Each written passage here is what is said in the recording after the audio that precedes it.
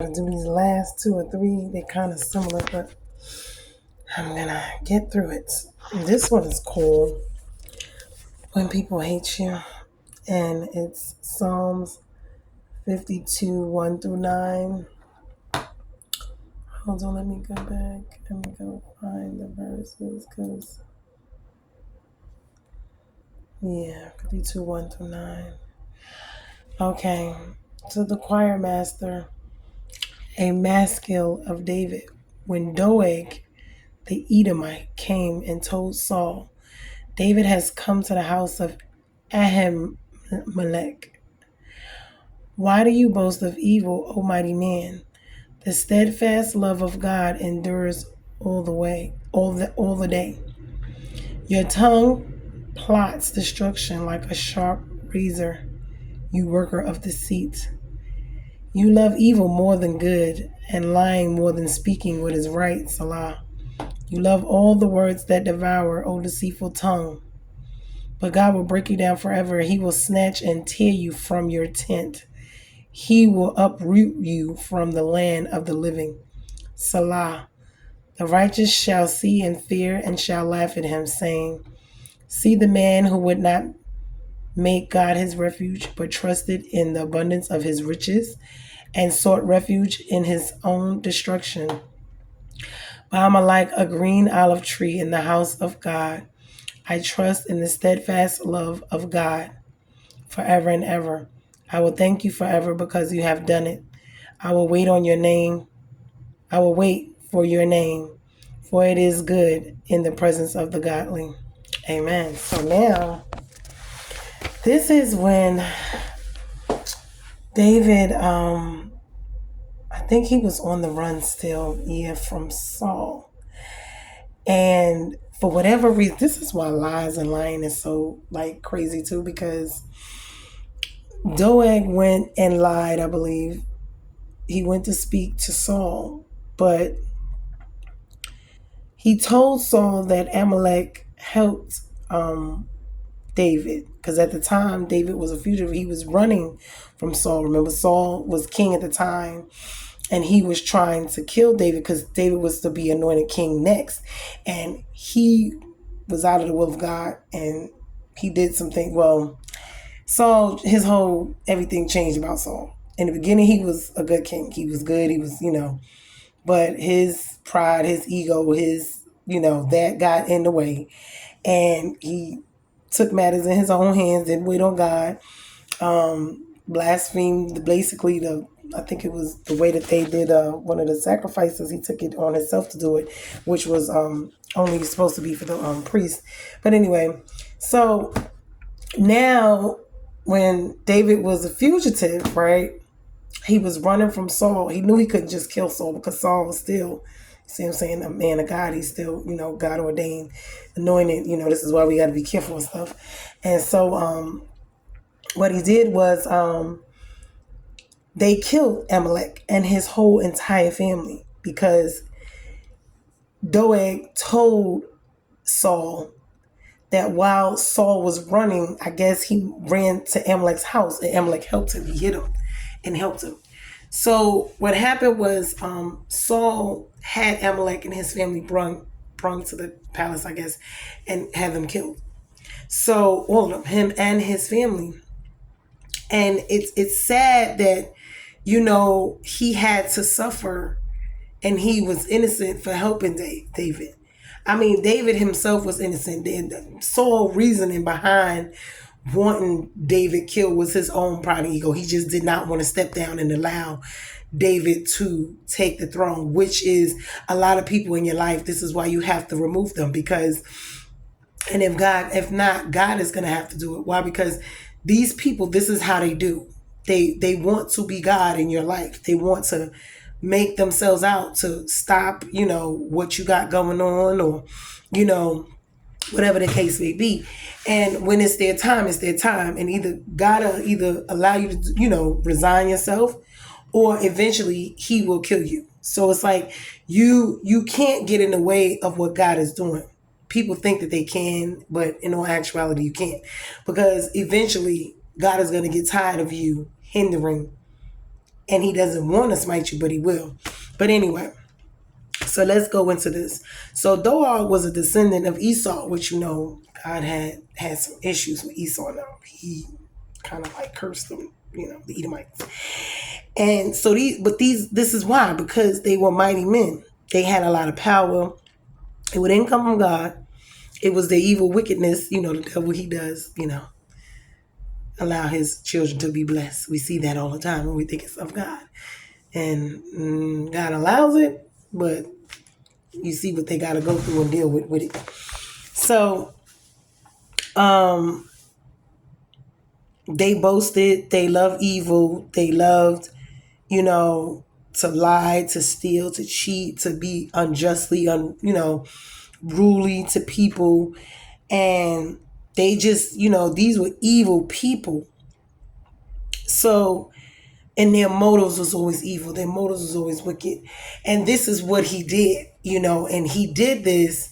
And in him doing so, the innocent blood of Ahimelech and his family was actually shed. And this is how evil people can be. But see, God is righteous and he is going to judge. He is going. People think they do things and they get away with it. They're not. God will uproot it. He will, in his time, on his day, he is going to handle it. But remember, it's dangerous to live and love a lie. It's dangerous, to have God as your enemy. It's dangerous to just walk around here thinking you're God and you can do whatever you want to do and you're untouchable. That is a very dangerous place for you to be in this world and in this life. I'm telling you, because the moment God gets ready, he will show you. He will smite you, take everything you have from you, and let you see who you really are as a human being. So please, humility is something we all need to have. We cannot focus, on these worldly things. We got to focus on God. We got to allow him to do it. We got to be humble. We got to be having humility. No matter who we are, what we got going on, we can't feel of ourselves as better than someone else. We're not better. Even as a believer or whatever, I'm not better than nobody. I'm a regular human being. Whatever God called me or calling he has on my life, it's just what he had. I didn't ask for it. I didn't want it. It's nothing that I could do to change it. That's what he decided before I was born. Then this is where I'm at. This is what I'm doing, whether I wanted to do it or not. I ran all my life thinking that I was going to get away. And God said no. Because either I'm going to do what I'm supposed to do, or, if this is my purpose, which it is, and he wants me to handle I don't have a choice. Either I'm going to do this or I'm going to do this, live a life of sin, or die and die in sin. So it's like, it's not really something, that I could be like, oh, that's what I want to do. And no, it's really, really not. So anyway, what we need to understand is, David is pointed like a tree and he is going to allow God to avenge him. We don't want to focus on,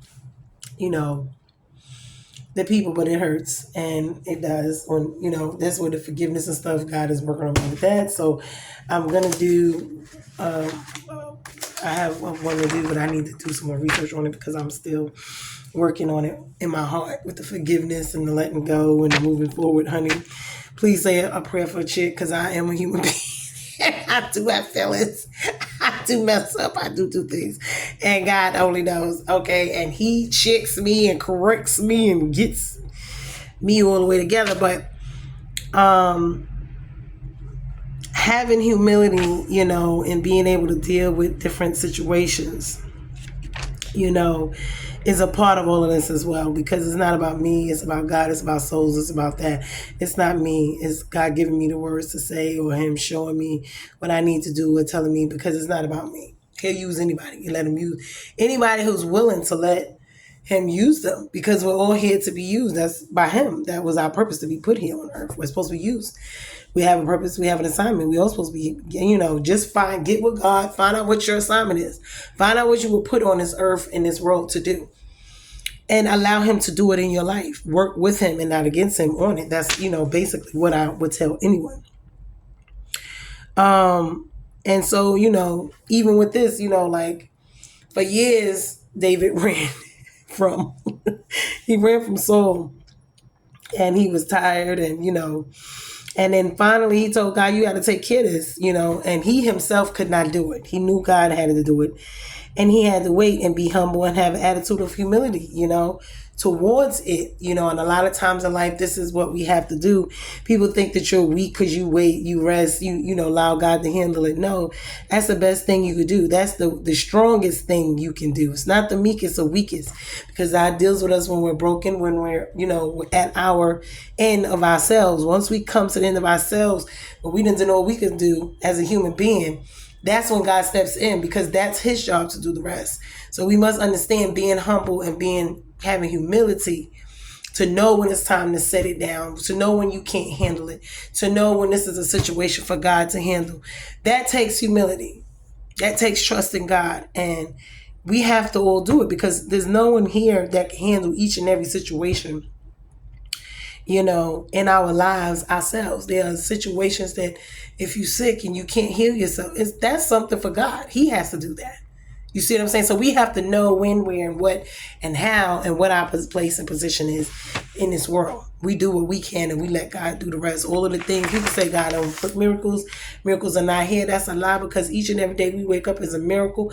God does things each and every day. All of humanity, we don't pay it no mind, because we think it's just nothing, but it is not. The birds eat, they swim, the fish swim, they're not starving, they're being fed, they don't work nowhere, they don't have jobs or careers. See, that's why we can't get caught up in these type of worlds that we live in, with the dressing and the looking and the vanity, and we get caught up in these things, and the way that this world has shown us to be, and that becomes an issue. It becomes a problem when we worship it, idolize it, and so that is one of the main, problems. But when people hate you, because, honey, listen here, dealing with all of these situations, I'll be like, I don't even know, but why, Lord, but why? That's another video too. But why, Lord, but why? And I can sit here and say, but why? Because David asked why in Psalms 10:1-13. He asked why. Why does all these things, go on? Why do you allow these things to happen to us? And there's different ways, because the atheist would say there's no God. The rationalist would say he's unable or doesn't care about us, and the legalist would say it's punishment on us, oh, well, they did that, they got to get punished. Some sin in their life, but it's concern. God is concerned about us and what goes on. He is concerned. He is working behind the scenes. We do not want to sit around and let in or think for one moment that he does not see and he's not working and he's not going to fix it. Now, when, where, and how, that's totally different. Job 13:24 tells us that. Jeremiah 14:8-9, and fools worship the creatures and stuff, like I said before, But commitment in God and getting a sinful nature out of us, and basically the trials builds our characters, allows us to see all of the things that we need to change in our lives, so, but we just have to wait on God, and we have to trust, and we have to believe. So even when people hate us, there's nothing we can ourselves do about it, because it's only God that can change them, change their hearts. And if not, he won't change them or change their heart. He'll change your heart towards them. He'll change the situation. Whatever it is he's going to do, he will weave it and work it for his glory. You see what I'm saying? For him to get the glory out of it. Not for me, not for you. There's a lot of things intricately that works in this world. And when we look around and we see the tapestry, because nothing happens at happenstance, even this situation I'm going through with my son and a lot of other things in my life, I know that there's a reason for it. I know God is going to, work it out. And it's like just certain situations, you just got to sit back and see the hand of God and how he's going to fix it, because that is what it's all about. He's going to fix it. I don't know when, where, how, but I just got to trust and believe and know that he's going to fix it. And it will be for my good, and it will be for everyone's good. Why? Because whatever every party involved needs to get out of it is going to be gotten. whatever it is he's trying to get in their life, out of their life. You see what I'm saying? It's going to come to pass, you know. And so, and that's my life, my son's, you know, his people, whoever the people is doing this. It's going to come to pass. So I hope that this word, because, you know, like I said, he's been dealing with me with a lot of things. My little hard-headed self, and I'm trying to get it right. Trying to get my emotions, my feelings and stuff out the way, because that's what it be about. Don't be want to listen, don't be want. But I got to get it together, and God got to help me. Because I'm like, Lord, you got to help me in these areas. When He shows me the area I'm messed up in still, and I'm like, Lord, I didn't know it was still there. I thought I was over. You got to help me with this, because I thought it was. But anyway, I love y'all. Pray for me, cause child, I need help too. Obedience better than sacrifice is all I can say. You wanna go do what He said you to do, so you don't get whooped. Cause the whooping's coming. You know, like that's the sacrifice. You don't want the sacrifice, so be obedient because you don't want the sacrifice. But anyway, I just think that you guys. I hope that it was blessing this word to you, because it sure blessed me. I got a few more, but I'm probably gonna do them tomorrow. I got as many out as I could today, because I needed some rest, and I've been going through my own stuff, and God's been working in me and on me. I just had to get it together, and I had to shook me and told me to get it together, so I got it together today. But I love y'all. Be blessed. And we're bruised and not broken, honey, and He is on the throne. He's gonna work it out. Love you guys. Later.